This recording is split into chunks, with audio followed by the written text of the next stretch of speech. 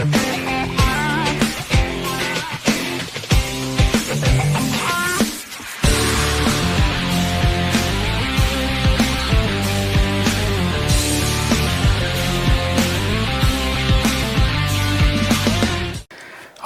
biasa, luar biasa, luar biasa. Nilai sempurna dan apresiasi yang tinggi pantas diberikan kepada penyerang sayap kanan Spanyol, Lamine Yamal. Lewat satu golnya, dia ikut berkontribusi untuk mengantar Spanyol ke final dengan mengalahkan Perancis semalam dengan skor 2-1. Bagi semua rekan sahabat Rai Soccer TV, ikuti terus analisis Bung Yes dan jangan lupa like, comment, and subscribe. Seperti yang sudah diprediksi sebelumnya oleh Rai Soccer TV, pertandingan semalam akan melahirkan persaingan terselubung antara dua penyerang, Kylian Mbappe di sayap kiri Prancis dan Lamine Yamal di sayap kanan Spanyol. Dan itu terbukti karena kedua pemain ini semalam cukup melakukan gerakan-gerakan yang menyulitkan lawan, bahkan bisa melahirkan gol. Diawali oleh Kylian Mbappe yang semalam sudah bermain tanpa pelindung mukanya dan dia bebas bergerak, dan di menit ke-9 lewat sebuah umpan yang sangat matang dari Mbappe, Prancis akhirnya mengejutkan Spanyol lewat gol sundulan penyerang Kolo Muani. Gol ini tentu mengagetkan Spanyol, tetapi Spanyol bereaksi cepat. Dan pada menit ke-21 tepatnya, gerakan Lamine Yamal yang tidak diantisipasi secara ketat oleh pertahanan Prancis akhirnya tidak saja mengejutkan Prancis, tetapi melahirkan decak kagum para penonton lewat sebuah tendangan kaki kiri yang sangat akurat, ya, sangat akurat.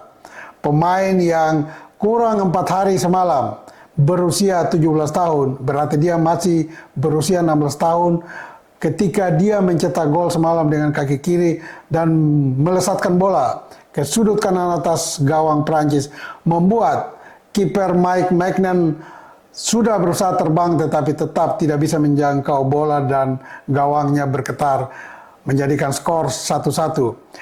Bagi Yamal, ini gol tidak saja gol bersejarah, tetapi ini juga gol kadonya bagi ulang tahunnya pada hari Sabtu nanti tanggal 13 Juli, di mana dia genap berusia 17 tahun. Dan gol ini juga tidak saja mengawali kemenangan Spanyol, tetapi juga gol ini mencatatkan dirinya Yamal sebagai pemain muda di kancah Eropa yang mencetak gol, pemain termuda. Dia memecahkan rekor pemain sebelum ini, yaitu Johan van Lanten dari Swiss, yang ketika tahun 2004 dalam Euro juga berusia 18 tahun, Van Lanten menyerangkan bola ke gawang Prancis. Lagi-lagi Prancis menjadi wadah tim untuk mencetak rekor bagi pemain-pemain termuda di Eropa, atau tepatnya di laga Euro. Dan kita lihat kemenangan Yamal ini membuat dia menjadi perhatian penuh atau perhatian lawan di final nantinya antara Inggris dan Spanyol. Secara keseluruhan pertandingan semalam, ya, boleh kita katakan ya cukup menarik lah, karena Prancis sendiri tampil berbeda dengan formasi berbeda, ya. Kali ini pelatih Didier Deschamps mencadangkan pemain yang selama ini menjadi playmaker pengatur serangan, pemain cukup senior, yaitu Antonio Griezmann, dan Deschamps justru memainkan 3 penyerang sekaligus. Mbappe di kiri, kemudian di kanan ada Dembele, dan Kolo Muani, pencetak gol tunggal Prancis, yang biasanya bermain di sayap kanan, justru didorong ke tengah menjadi striker murni. Nah, dengan formasi 4-3-3, di 3 gelandang adalah Rabiot, Tchouaméni, dan juga Kante. Ini membuat permainan Prancis lebih terlihat menyerang. Ya, ini berbanding terbalik dengan penampilan sebelum ini, di mana Deschamps mengosongkan posisi striker dan mengandalkan Griezmann sebagai penyerang dari lini tengah. Tetapi semalam dengan kombinasi atau dengan formasi 4-3-3, Deschamps berharap timnya lebih ofensif, dan itu terbukti di menit 9 ketika mereka meraih gol pertama atau gol satu-satunya dalam pertandingan semalam bagi Prancis. Namun lawan yang dihadapi Prancis adalah Spanyol, tim yang secara confidence, kepercayaan diri mereka sudah peroleh sejak di babak penyisihan sampai dengan perempat final. Sehingga ketika Spanyol lebih dulu kebobolan, ini tidak membuat mereka hilang semangat atau putus asa. Justru ini memicu seluruh pemain Spanyol untuk bangkit. Dan mereka memperoleh gol balasan lewat tendangan Lamine Yamal yang membuat skor menjadi 1-1.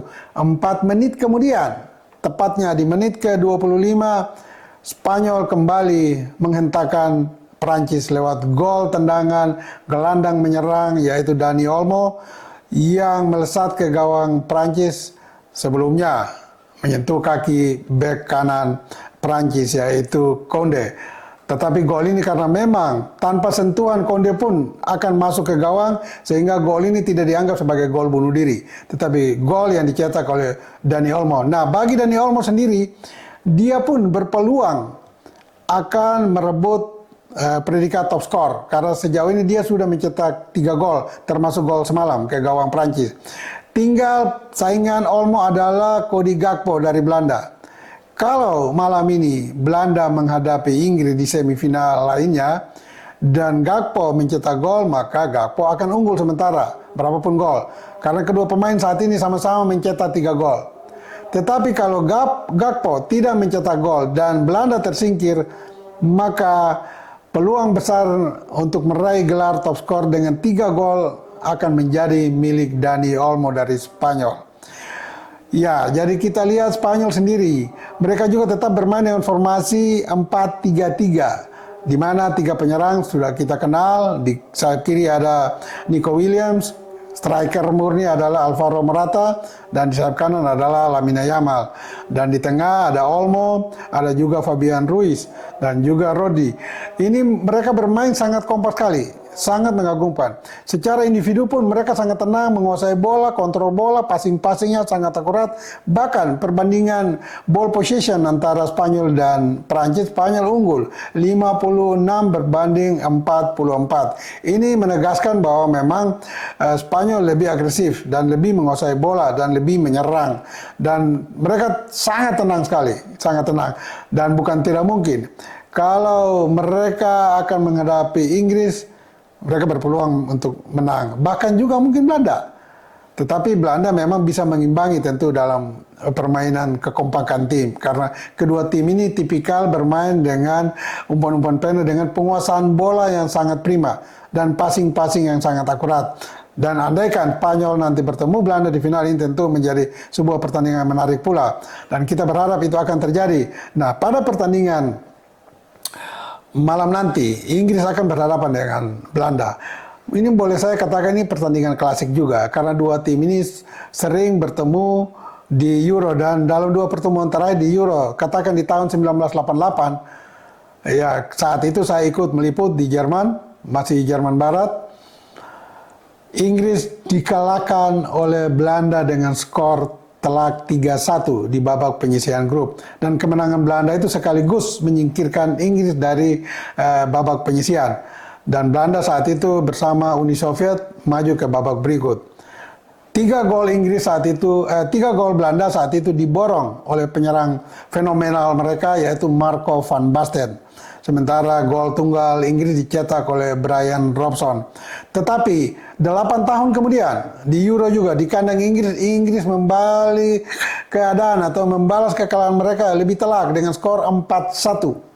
Nah, jadi kalau kita lihat dari 2 pertemuan di kancah Euro sama-sama saling mengalahkan dengan gol-gol yang cukup banyak.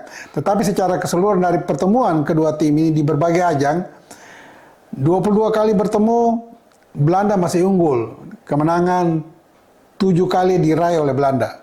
Sementara Inggris meraih 6 kali, sisanya 9 pertandingan berakhir draw, ya berakhir imbang. Tetapi pertandingan semalam ini atau malam nanti tentu kita berharap ada kejutan-kejutan yang dilahirkan tidak saja oleh Belanda, tetapi tentu oleh Inggris, karena kita lihat Inggris masih paceklik gol, ya. Nah, kalau melihat penampilan terakhir Inggris di perempat final, di mana pelatih Gareth Southgate sudah berani memainkan formasi lebih ofensif, lebih menyerang, di mana dia memainkan sekaligus ada 4 gelandang di sana dengan formasi 3-4-2-1. 4 gelandang itu adalah Saka yang ditarik agak turun, yang bisa juga beroperasi sebagai sayap kanan. Kemudian ada Kobbie Mainoo, ada juga Declan Rice, ada juga Kieran Trippier. Ya, keempat pemain ini akan mengisi lini tengah Inggris. Ini tentu akan terjadi pertarungan yang sangat ketat melawan lini tengah Belanda. Nah, di depan ada menggantung 2 penyerang, yaitu Phil Foden di sayap kiri, kemudian ada Jude Bellingham. Nah, Jude Bellingham dan Foden ini melapis penyerang tunggal di depan, yaitu Harry Kane. Dengan formasi ini, Inggris memang terlihat akan lebih ofensif. Tetapi lawan yang mereka akan hadapi adalah Belanda dengan permainan terorganisasi yang baik. Ini tentu tidak mudah bagi Inggris untuk bisa memukul Belanda nantinya, karena Belanda sendiri memiliki lini tengah yang cukup solid pada diri Schouten dan juga pemain berdarah Maluku, Ambon, yaitu Tijani Reinders. Ini 2 pemain yang sangat rajin dan sangat mobile di lini tengah Belanda. Dan di depan 2 pemain ini dalam formasi 4-2-3-1 oleh Belanda, ada 3 pemain yang cukup mobile sekali. Ada Xavi Simons, juga di sayap kanan ada Bergwijn, dan di sayap kiri ada Cody Gakpo. Sementara Memphis Depay mengisi posisi striker Belanda. Selama ini Memphis Depay belum mencetak gol. Kemungkinan besar malam ini dia akan berhasil mencetak gol ke gawang Inggris. Kalau melihat pertahanan Inggris dengan komposisi 3 pemain belakang, ini akan sulit bagi Inggris untuk bisa menghadang gerakan Gakpo dari kiri maupun Bergwijn dari kanan. Karena di kanan pun sering bek kanan Belanda, yaitu Dumfries, ikut menunjang serangan, menjalin kerjasama dengan Bergwijn dari sayap kanan. Nah, ini tentu hati-hati bagi pertahanan kiri Inggris, karena di sanalah titik lemahnya. Mudah-mudahan Inggris bisa memperbaiki lini belakangnya sehingga mereka akan selamat dari tekanan Belanda nantinya dari sayap kanan Belanda. Dan kita berharap sekali lagi pertandingan malam ini akan melahirkan pemenang yang ke final, dan memang betul-betul siapapun dia yang menang, Inggris atau Belanda, memang sudah memperlihatkan penampilan terbaik. Dan kita tunggu real final antara Spanyol melawan Inggris atau Belanda nantinya. Dan bagi semua rekan sahabat Rai Soccer TV, ingat selalu, bola itu bulat. Giring terus!